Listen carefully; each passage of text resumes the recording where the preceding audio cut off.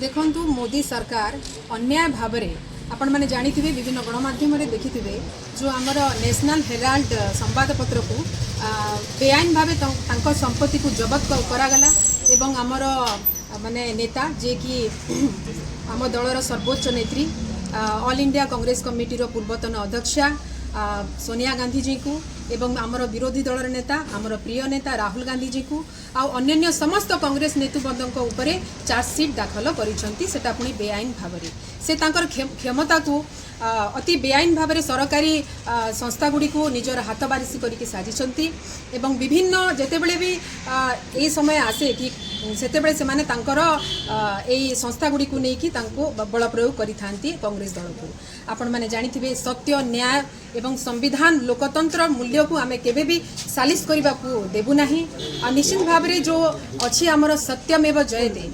जोटा कि केवल स्लोगान नुहे यह एक आम एक दृढ़ विश्वास ताकू नहीं आज आम कांग्रेस दल एकत्रित होइछु एवं निश्चित भाव में यह लड़े आज सबू पूरा राज्य में होउछि एवं सबू जिलार सदर महकुमार होउछि आम आज एकत्रित होइछु आमर